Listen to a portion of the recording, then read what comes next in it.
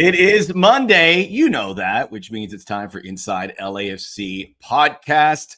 Good afternoon to everyone here on the Monday show that we have been able to look into further in. I'm very excited for what we have ahead as LAFC is returning back home as well. I am Max Bretos. There is Brian Dunseth. Good to see you, Dunny. How are you doing? I'm fantastic, Bretos. Looking forward to this weekend. You and I get to be on the call. LAFC at home against San Diego. It's going to be a battle for some big positioning, not just the 3 points in the Western Conference. And as we kind of turn the screws into this final stage of the season, it's all about points, all about momentum, and the opportunity with those games in hand to see how LAFC can take advantage of what has been a very surprising Western Conference race with San Diego, Minnesota United, and Vancouver currently holding on. But can they hold on until that final deadline decision day? Wasn't great for LAFC with regards to getting up the West as Minnesota won, Vancouver won, which was the big topic of discussion via some penalties that they were won late in that game and Thomas Mueller. But we won't get into that. But still, LAFC would like to catch one of those teams currently in fifth with games in hand after Seattle won last night. We encourage you to like the video, subscribe to the LAFC channel. We're here every Monday, and we are global. Good morning again to everyone joining us in Korea. You can leave comments. We will translate them here in our YouTube channel, and we'll answer anything. We already have some great ones coming through. And for folks that we're trying to get the closed captioning, it's still a work in progress. It's difficult to do on the live. So if you don't get it here, you can watch the show later at your convenience. Here's a comment. More than half of LAFC subscribers are Korean. I don't know if that's accurate, but I would imagine that could be. And we're very honored to have you guys, and we're going to do our very best to accommodate you. Dakug joining us. What a free kick. We will talk about the golazo from Son Heung-min. Hello from NYC, ordinary happy people. So yeah, Ruben, old reliable Ruben, hello. Look at this. Dinar, the Los Angeles Football Club, the best football club. We like that as well. If you have a question, drop it in there. It could be critical. You can take pot shots at Dunny. We encourage that. And who he looks like. It's fair. I watched the video where Sonny and Hollingshead playing catch for MLS. It was like a father and son moment, no pun intended. Sonny Heung-min throwing the first pitch for the Dodgers on Wednesday. And if you tuned into our social channels, you could see him practicing. He hasn't played baseball before, but he's going to do his very best on that first pitch. How is your fastball, Dunny? What's your It was a lot better back in the day. I mean, I think I still got my baseball from when I was 12 when I pitched a 3-hitter back in the day. I had some good movement on the ball, but yeah, a little bit different. I don't know, man. Like, by the way, that was completely unplanned. I brought up baseball, and you calmly grabbed the baseball that was sitting next to you. We did not discuss this in the pre-meeting. Well, when you end up moving house within the last 2 years, I realized I found my baseball from when I was a kid. I had I pitched a 3-hitter, 15 Ks, 2 walks. So not bad back in the day. But no, I love playing it. But here's the thing I was going to say, like for Sonny, the pressure in front of all these people to do something like just isn't normal.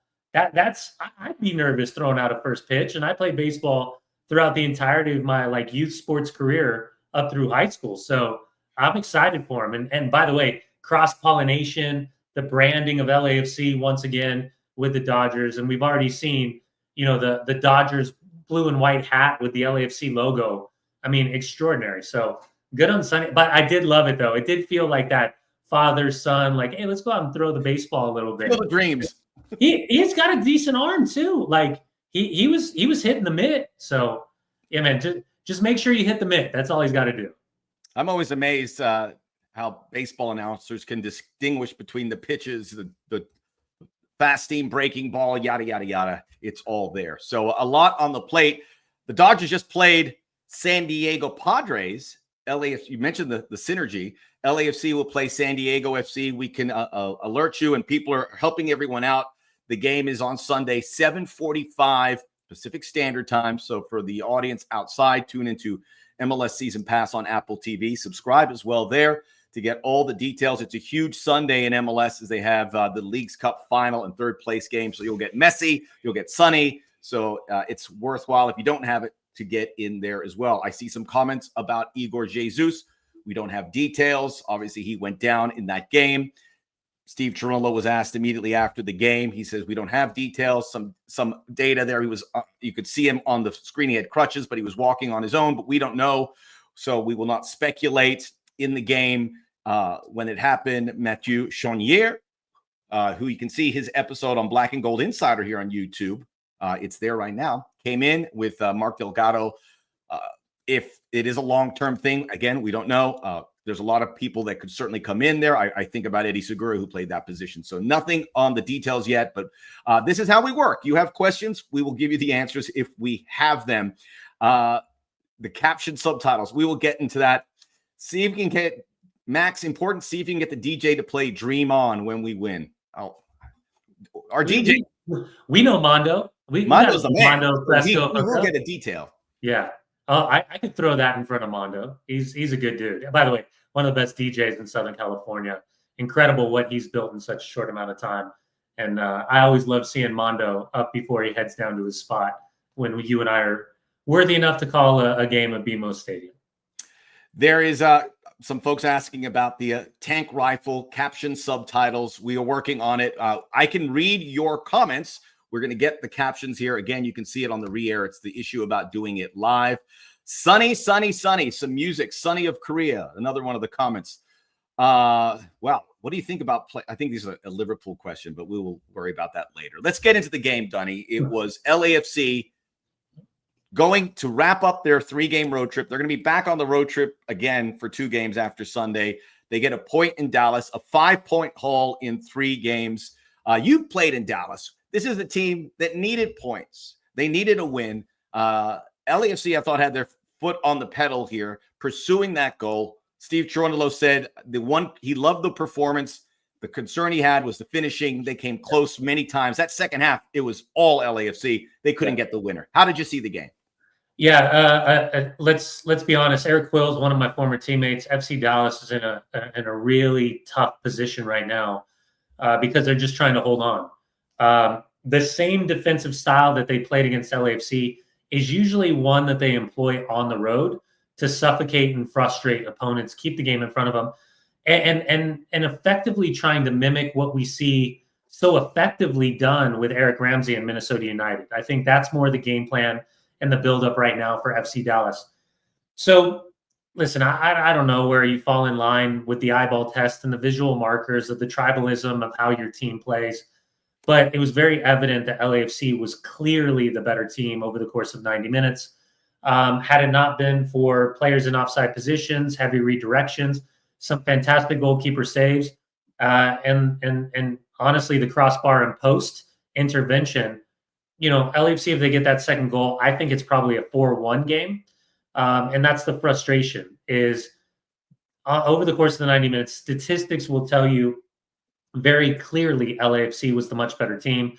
And FC Dallas was going into a game where they knew they had to minimize the transition effect of what Steve Cherundolo's side does so well. So in a weird way, there's credit where credit's due. In a frustrating way, it's, man, you want to see FC Dallas play LAFC straight up. And if they do play them straight up, this game is much more wide open than ultimately it was. So frustration, you take 5 of 9 points on the road. Sonny told us after the Chicago game, they wanted the win. They got the win in New England. They deserved to get the win against FC Dallas. But at the end of the day, you got to find that second goal. And that's the only differentiator was, as Steve pointed out, the final product on finishing, specific to those final 10 or so minutes. Inside LAFC podcast, live on LAFC YouTube and Facebook. Like the video, subscribe to our channel so we can continue to provide great content. I saw a question about the new Irish midfielder, Andy Moran. We will talk about that We got some good details on him because that happened after our show last week. So we will welcome Andy Moran here as we did all the new players. Something that Steve did mention after the game, he thought there were a couple penalty calls. And there was a one in stoppage time where Son was kind of pushed out. And I don't know if that was a penalty, but I could easily see it being called. There was another challenge on Son in the 57th minute. I tend to think split the difference. I thought LAFC should have probably got one of those two, especially when you're talking about one of the biggest, I'm going to say it, the second biggest star right now in Major League Soccer, even though he's only been here for 3 games, in Son Heung-min. What did you think about if or those were penalties? I think both of them, and listen, I come from a different analytical breakdown as a former player and as an analyst. When I look at these moments, I think there's one important thing to factor in, and that there is instinctively a hesitation that comes into play because VAR is available. Now, the one thing I'll remind everybody is similar to when Sergi Palencia was judged to have fouled the attacking player inside the box, referee points to the spot. It was never a foul. He's won the ball. It was outside the penalty area. And something to keep in mind is that these referees, if they go back to the monitor and overturn their call, they're effectively dinged on the professional level from pro. So there's a weird conversation somewhere in here of instinct versus the reliability of having somebody come back and say, hey, you might have missed this. Let's go take another look at this. So in that gray area of a conversation, Max, is somewhere to operate. But I also think that when referees point to the spot, and there's an immediacy, the instinctual decision, immediacy of a decision, we're still in this weird fine narrative of a gray area that involves, well, has he clearly and obviously made a mistake? And I think on both of those instances, to Steve's point, if the referee immediately makes the decision, I'm not so sure VAR intervenes and says, there's a clear and obvious mistake you've made. We're going to send this back to review.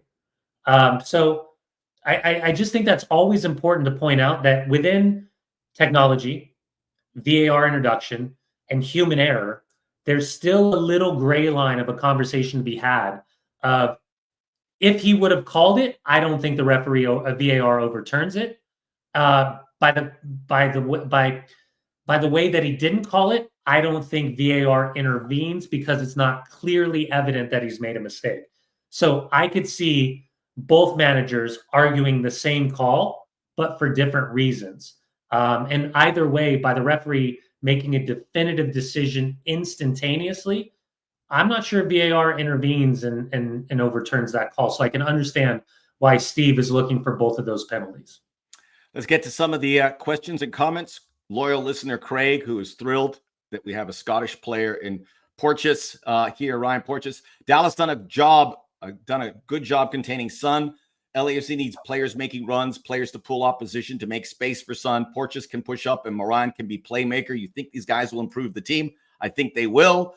Fresh ideas, fresh legs. What do you think about the movements off of Sonny and being able, because we see him, he'll come back a little bit, which is a great idea because he drags players everywhere. The right movements to make off of him to find an open player to get better chances. Yeah, listen, I think they're more broad strokes comments because don't think for a second that Steve Cherundolo and his coaching staff, Ante Razov, Mark Dos Santos in company, haven't with a fine comb graded over all of their movements. What we can constantly say is that LAFC is brilliant in their possession and how they're trying to drag players around. But also, I think the byproduct of all of these conversations is because they're so well known to be transition moment type of teams that we're just dismissing in simple possession how good they really are. Because methodically they can play through the lines and find spaces, and there's passing patterns that are very, very clear and evident. So when I hear that they need to do better, it really does do a disservice to the defensive setup of effectively 5 in the back of how FC Dallas tried to play to then mimic the transition moments and turnovers if that does happen. I think the one thing that I've seen in particular these last 2 years is even more of a patience from LAFC with different personnel to try to drag teams across, try to pull out players.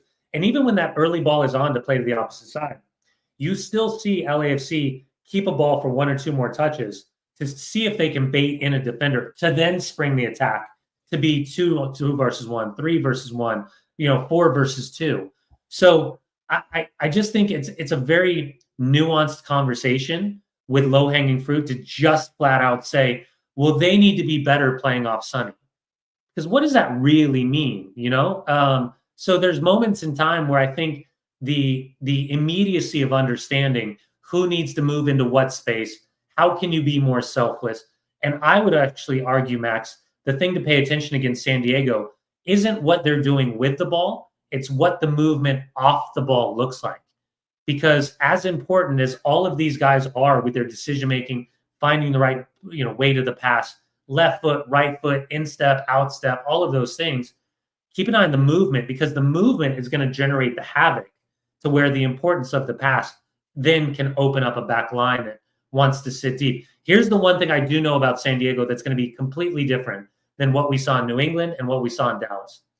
Mikey Varas and company have a very specific style of play, and they want to play you the same way they play down in San Diego. They want to play you at BMO Stadium.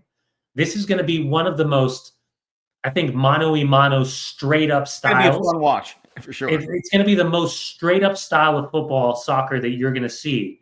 And this is going to be insanely beneficial to LAFC, but at the same time, they're going to have to be acutely aware of Chucky Lozano, Andres Dreyer, Cherskov sitting in the pocket, outside backs trying to get forward, an ex-player trying to prove his value. All of these things are going to be really, really fascinating to watch. But it'll be a much, much more open game than what we've seen these previous 2 games. Don't give up too much away, man. We have our full preview coming up in a little bit, but that was very nice. It's going to be a great game. Again, it's at 7:45 on Sunday. LAFC have 4 regular season home games. So if you want to see them in person, go to LAFC.com. I think this Sunday is going to be a very difficult ticket for obvious reasons, but support the guys. And who knows what comes after that. Again, the Son Heung-min phenomenon is alive and well. Like the video, subscribe to LAFC's social handles. This is Inside LAFC Podcast. I wanted to mention this on a follow-up what you said from Soccer USA. Would love to see our offense take more risks consistently. If you find yourself one-on-one, go for it. Trust your teammates.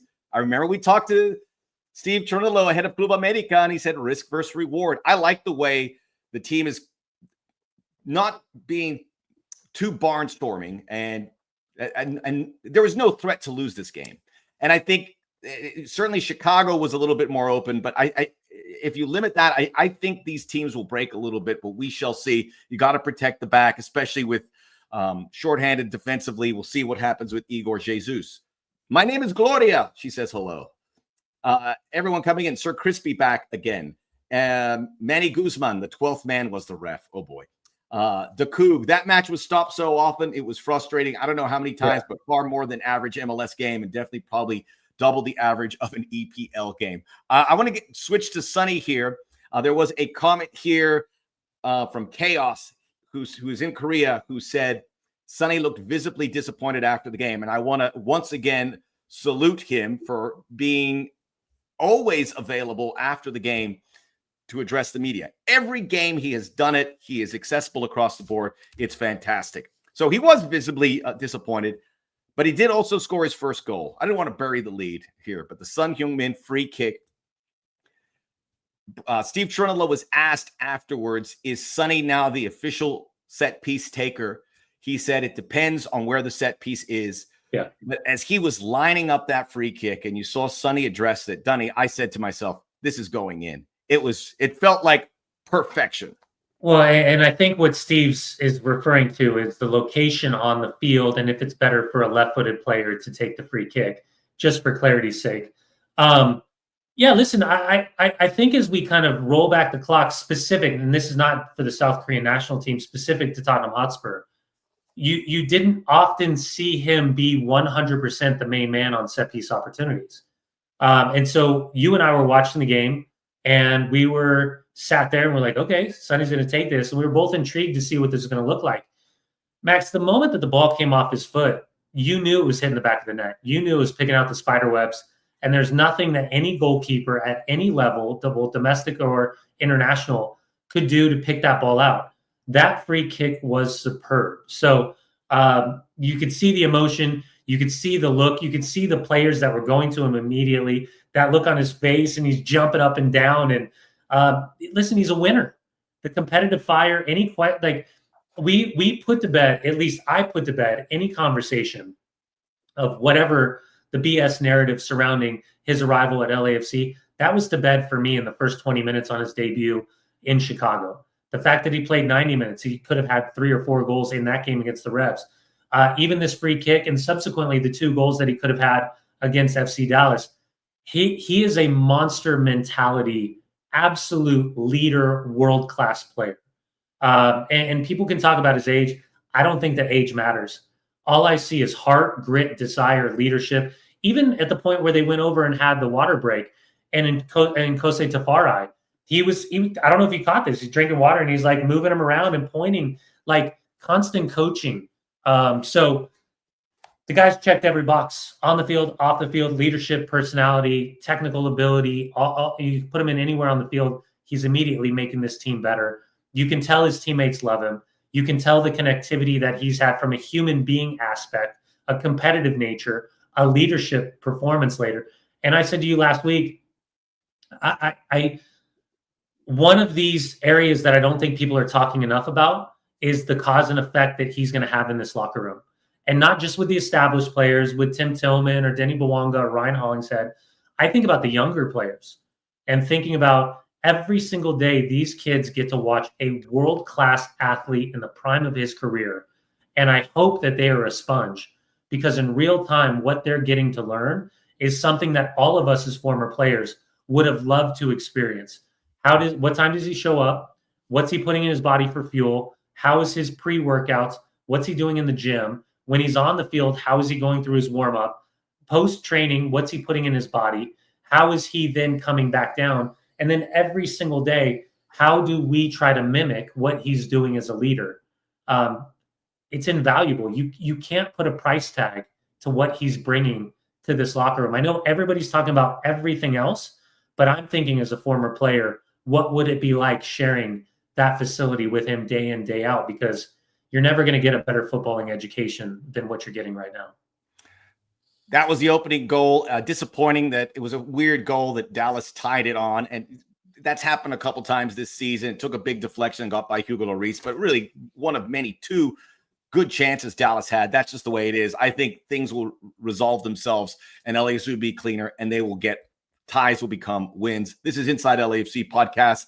Let's get to some of the comments. Chaos reacting to Yun, who said, no English, LOL.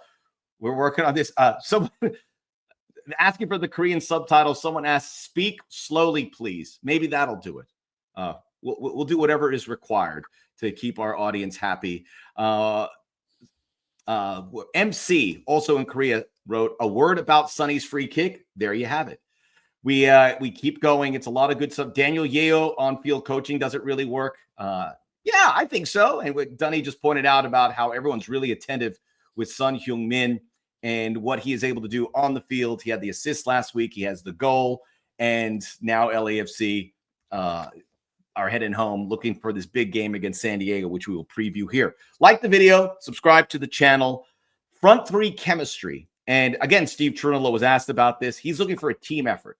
He wants the team effort to alleviate the defensive wherewithal and what they do in attack. When you look at Denny Bwanga, obviously he scored the penalty against Chicago, didn't get the goal. He easily could have had that game winner, which hit the player, hit the crossbar. He had a couple other chances. I know he's probably going to get frustrated, but after rewatching every game since Son has arrived, which I do across the board, I see Denny still getting in good positions, and there is some daylight with regards to getting a better chemistry with those two, which is going to be pivotal for LAFC. Nate Ordaz started the game, had some good moments, had that run to the byline, which he almost set up Sonny with. David Martinez came in, had some nice moments, almost had the game winner from that right side where Kaloy, the goalkeeper for Dallas, who was match day player goalkeeper of the week, had 4 big saves. When you see the goalkeeper on the team of the week, it means the opponent did well. That was certainly Collodi, pardon me, was the goalkeeper for Dallas, who is the backup for Martin Paz, but a very good goalkeeper in his own right. Should also mention Son Heung-min made the match day team as well. How big of a deal is that? To me, I worry when I see Son taking a bigger role, but when I rewatch the games, I don't feel so worried because I still see the mechanics working through and people still finding the right places. And getting back to an earlier point about how teams play LAFC, eventually, to answer Soccer USA's comment about taking risks, I think opponents will start taking risks and guys will get open. We haven't had that clear-cut, wide-open look from Bouanga or Daz or Martinez because Son Heung-min is drawing too much attention. But I believe that's going to happen. I think the best is still ahead for whoever is playing at the top. Yeah, I think it's important to point out that it's not Olivier Giroud playing as the 9, right? There's no established, real, true number 9. This is more back to the days of Kike Oliveira, Matty Bogusz, and Denis Bouanga as the front 3, where there's constant interchanging with those 3. I think what sometimes gets lost in the idea of a structure and a formation when we say, this is a 4-3-3. Well, it's a 4-3-3 when we put it up on the board and from the opening whistle with the way that their dynamic shape looks like. But with and without the ball, it's a constant morphing. It's not just a 4-3-3. At times, it's 3 in the back with either Sergi Palencia or Ryan Hollingshead pushing forward. Sometimes you have Igor Jesus sliding in between the 2 center backs and protecting to try to get both outside backs going forward. Sometimes when the hybrid of the quote-unquote playing as a number 10, there's no real number 10 because it's dynamic. You know, Tim Tillman at points plays a little bit higher. Mark Delgado plays a little bit higher. Sometimes Ordaz is making an inside run. Sometimes David Martinez is slowing it down so he has an overlapping run. So then he can get on that left foot. That's really, really dynamic. We've seen Sonny and Denis Bouanga switch spots and based on transition moments, try to play through. So what I would say is if you're being nitpicky, I would love to see LAFC higher up the field in moments where they're trying to hit in transition. So they're not too fast so they can bring in some of the midfielders. But again, I think what we got to be careful of is just broad stroking these moments in time where we say, this is definitively the only way they play. That's not how they play. You and I, Max, are very fortunate that we cover this league, and each week we cover different teams. We talk to different coaches, talk to general managers. And one thing is an absolute truth, is that every time we talk to teams that are preparing to play LAFC, they are in constant flux of theoretically, who are we? Who's our DNA versus what we need to play and what adjustments we need to make when facing LAFC. We talked about this with Brian Smetzer and Eric Ramsey when Seattle went on the road to Minnesota United, and Seattle completely changed the way they play. That's week in, week out. And we just saw it with FC Dallas, that they have to change philosophically who they are versus how they need to play not to lose games. So at the end of the day, I think we're still in the infancy of understanding the collective environment with Son, with Ordaz, with Denis Bouanga, with Delgado underneath, with Tim Tillman underneath. That now changes with the loss or the potential injury of Igor Jesus, with the addition of Andy Moran coming in. How does he then quickly try to find the rhythm and the clicking nature of that front 3? So yeah, I think all things can be true and still think that this LAFC side is hungry, frustrated, and passionate in figuring out ways to want to score more goals. Inside LAFC podcast, like the video, subscribe to the channel. Someone making a comment that would like to see Ordaz at the 9 and Son out left. I think all of that's in play, and Steve Cherundolo has even addressed that this is a work in progress, and they're going to look to keep teams off guard. Jason L., he wanted me to answer his question. It seems like everyone is just trying to get Son the ball and ignoring other better positioned players, looking like a one-man show right now. I wouldn't agree with that. I think there are some moments where you know who's in there, and that applies to any team when you have a player of that stature. But I think it's very collaborative, and you see some other movements. I think there's some truth to that, Jason, but this is also integrating a new player that's going to be a 90-minute player all the time. That's always going to happen. Can I point out one important stat that I don't think people understand is that home field advantage in Major League Soccer is a real thing. And in the Western Conference, there's only 3 teams that have a winning record away from home. I mean, let that sink in for a second. there's only 3 teams that have a winning record away from home. So what that should tell you is that it's probably a little bit more difficult than we're giving credit for teams to go away. But to get a point on the road at Chicago with a team that's trying to figure out exactly if they are a playoff material, you beat a team in New England that is not playoff material, and a team in FC Dallas that changes from how they think they play and how they tell everybody how they play to, oh my God, let's hold on for dear life and change our entire shape, and literally make 3 substitutions to just hold on for the point in the second half. I can understand the frustration, but I don't think we're probably giving enough credit to how good this offensive phase of play is. For me, one of the best in Major League Soccer. Michelle pointing out, subscribers in Korea are saying the Korean subtitles are essential, including Apple TV, LAFC, YouTube.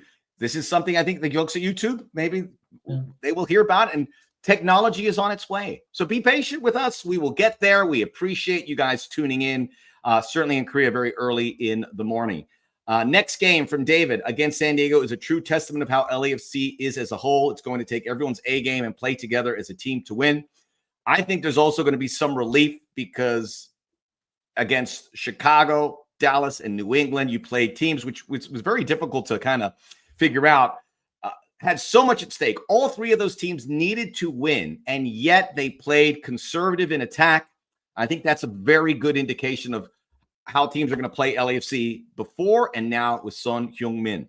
Some new players on the horizon. Ryan Porteous made his debut.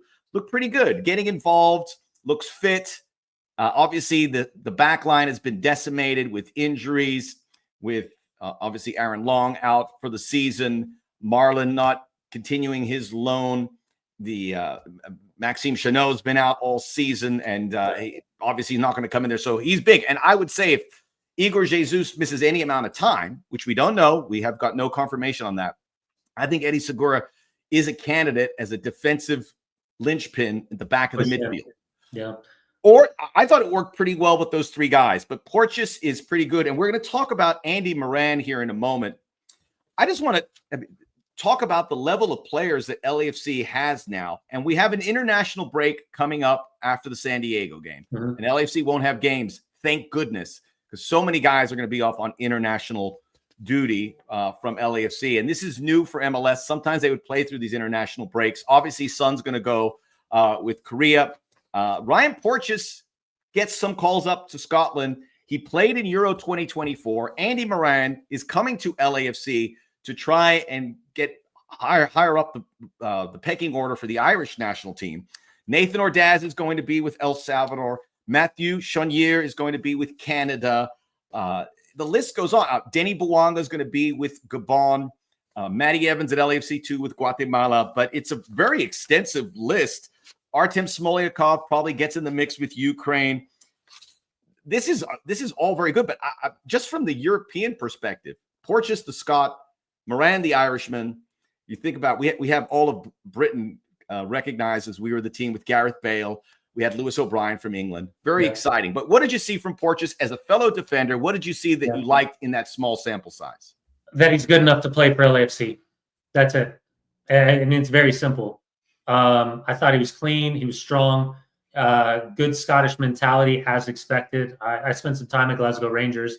I know that the no-nonsense, non-negotiables are the physicality, the tough tackling, sprinkled in with a little flair, technically, a lot of intelligence. And I think it was good to get minutes underneath. The reality is when you think about the center back position, that LAFC's had studs. I mean, you look back these last 4 years and the cycle from Chiellini to Murillo to Aaron Long to all these guys. Eddie Segura before the injuries, who returned from injury. Marlon, the importance at the end of last year for his role. Chanot, who I was indifferent to in the beginning when he showed up and ended up being a really solid asset.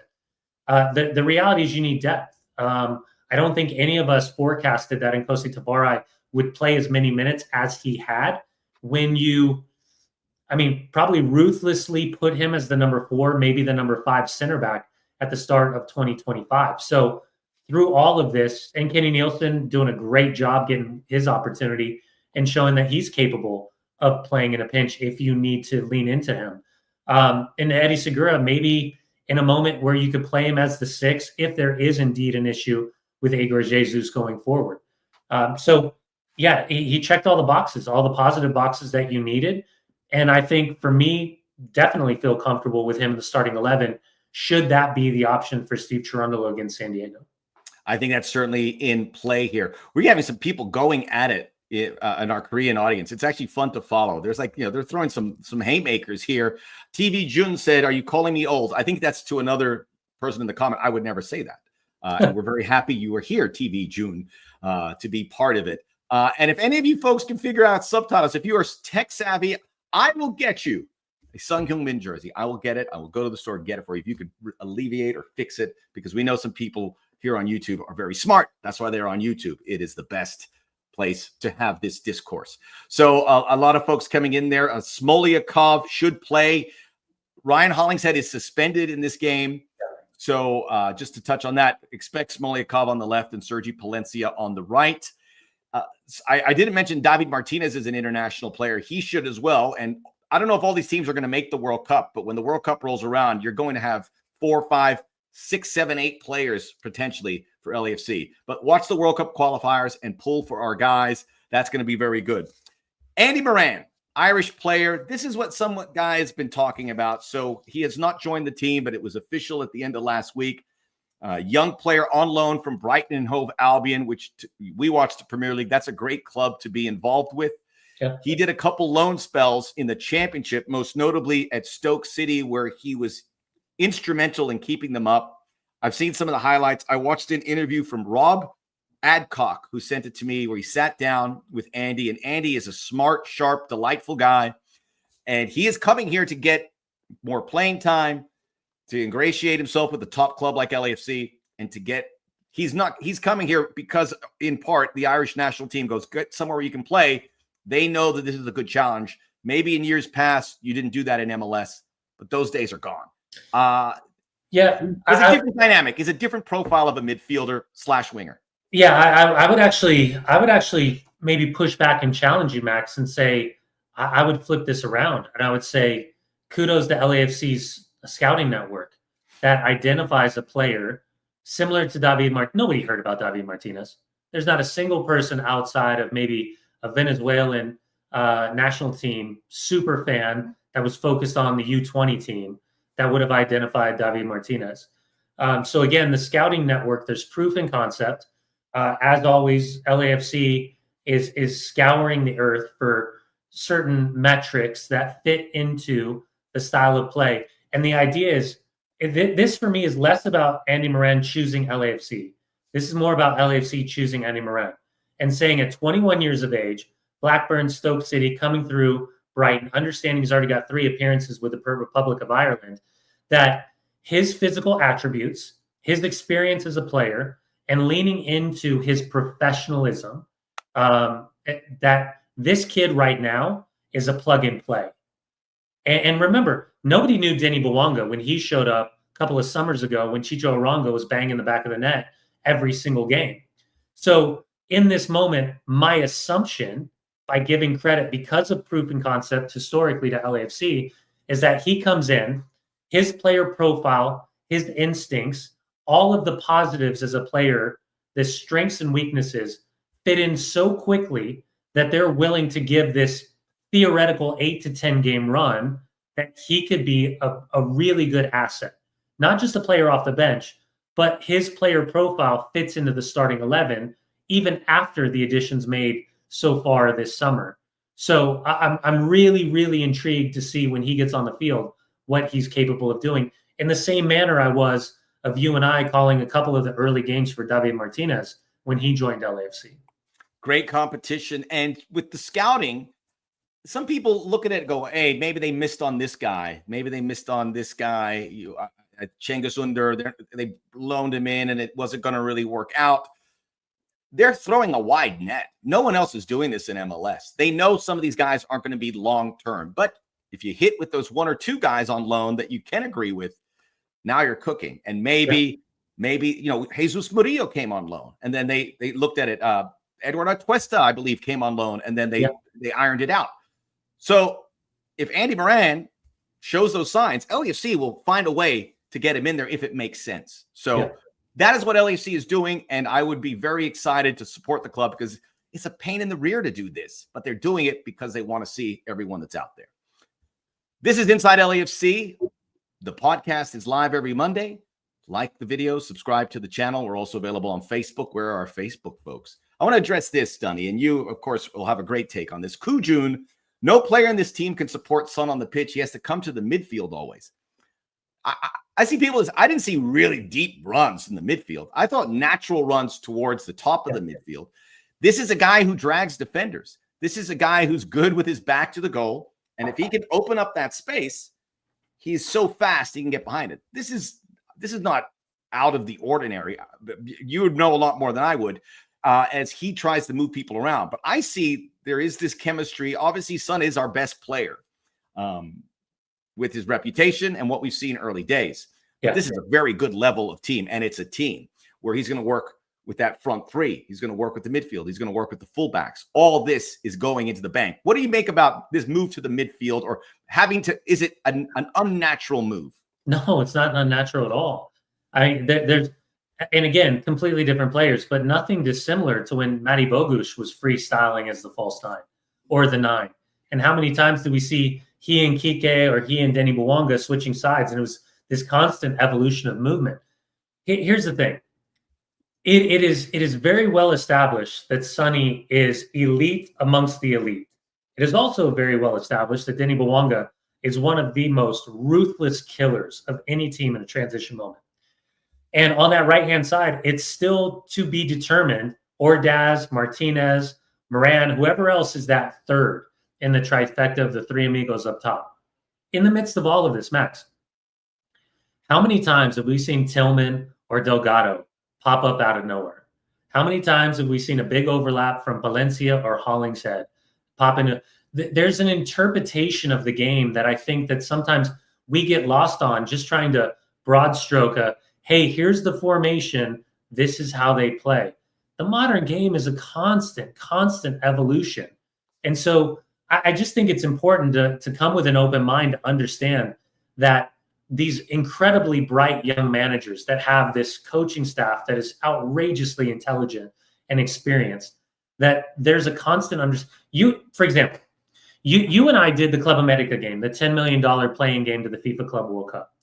And when we started talking to Steve Cherundolo, and he started breaking down each individual Liga MX team and the way that they played and the formation and the system they employed, you and I were caught off guard because we were trying to understand, number one, why do you know all these guys and all of these different systems? And then ultimately, what's the secondary conversation of the benefit? And Steve brought up the simple fact of, by watching all these systems, we're constantly thinking about how can we tweak and implement something new, something different, not be so rigid with our ideas. How can we challenge ourselves and educate ourselves by taking, I was with BJ Callahan, Nashville SC's head coach, when we were watching Botafogo beat PSG. And BJ Callahan was literally texting his assistants saying, cut this, cut that, cut this, cut that. And I asked why, and he said, because Botafogo just did to PSG what PSG does to other teams. And so if smaller teams can do that, why wouldn't you? Why would your ego be so big that you couldn't take and implement all of these other different looks? So I think what's important to understand is that Sonny isn't a 9. As much as he is being utilized as a 9, his interpretation is going to be completely different than it was with Harry Kane playing the number 9. Would be completely different than Olivier Giroud playing the number 9. Completely different than Nathan Ordaz playing the number 9. So there's still, I just want to be careful of the fallacy of he needs more support. I don't think it's about as much support higher up the field. Of course, Steve Cherundolo will want the team higher up the field, closer to goals, because why? Creates more chances, less distance to break down defenders. But in the midst of this, I think there's an organic freedom within a system that could be mimicked to what we saw a season and a half ago with Matty Bogusz playing in a very similar structure. I think that's a great point. This is Inside LAFC podcast. Like the video, subscribe to the channel. A lot of folks talking about how our audience has grown. We're not pretending it hasn't since the Son Heung-min, and there's a lot of Korean listeners and audience. We take that very seriously, and we are doing our very best to serve you. We're just getting started. Bear with us. We are going to make this a collaborative approach with closed captioning, whatever else there is. There was a gentleman there, Namki11, who said he could help me out. I got your details, and I will follow up to see how we can collaborate as well. Someone mentioned that even the Tottenham Hotspur didn't have live closed captioning when Son Heung-min was there. So that's somewhat comforting. There's limitations. We're still in this technological age, still a lot of work to be done. Someone was asking about some information about, it was an MC about Andy Moran. We just gave it to you. I hope that was helpful. Someone mentioning about how even the folks at ESPN are now saying that MLS has passed Liga MX in quality. It's a very good time. You should watch the Deportes down in Mexico. I know. It's no more practice. See how they're feeling right now. TCM Hockey said, who are the players to watch for San Diego? So let's wrap things up with the preview of Sunday. I think this is a game that's been on the radar, not just because it's the first home game in a month, not just because it's the first home game for Son Heung-min. The game's at 7:45. If you're not at BMO Stadium, it is going to be an event. See, if there's tickets, perhaps, certainly on the secondary market, I imagine. If not, tune in to MLS Season Pass on Apple TV, 7:45 Pacific time for our international audience. Figure that out. It's a big day on Sunday. You'll have Lionel Messi playing somewhere for the Leagues Cup. We'll find out exactly where. So to answer TCM Hockey's comment about San Diego, they are first in the West. It's not unheard of, but something about MLS, teams come in new, clubs don't know how to play them, and they've taken that advantage. This is a club with huge ambition. My guess is they're going to sign a real big star in the next year or so, and I'm talking about Son Heung-min level. They have an ownership with very deep pockets. They have this Right to Dream Academy, which I think is going to open this week. So they have, it's open. They've done all the due diligence with his. It's very big, but they have a good team now, and they are going to try and finish top of the West. This is a chance for LAFC to reel them back. They had a scoreless game against Portland, which is rare. They score a lot of goals. Anders Dreyer, you mentioned him, 13 goals, 17 assists. Chucky Lozano's their big star. He is starting to come along. He's been healthy. 8 goals. Cherskov in the back of the midfield. Luca Bombino, who's an LAFC Academy player on loan at San Diego, is getting interest from English clubs. Mikey Barras has just done a great job of doing all of this. This is a very good San Diego team, but as you pointed out at the top, Dunny, they are not going to be cagey. They're not going to defend. They have one of the highest percentages of possession. They played back in March. It was an entertaining game down there at Snapdragon 3-2. So LAFC wants some comeuppance. This is going to be a game where I think LAFC can catch them. And this is where risk versus reward is huge. And playing in there, which is the fans have been so eager to get a game in, it's going to be, I think, a spectacular place to be. And we're going to be there. Yeah, I'm so excited that you and I are going to be on the call. Listen, Sonny makes his debut at BMO Stadium. Can't even think about the celebrity draw that is going to be inside, down on the field. Everybody, it's going to be the hottest ticket in Major League Soccer this season, in my humble opinion.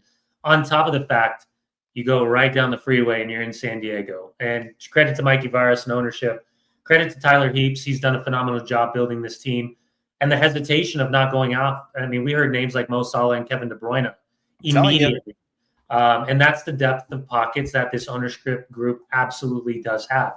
Now, doing it with not a real number 9, and Bartson's been injured for the better part of the entire season.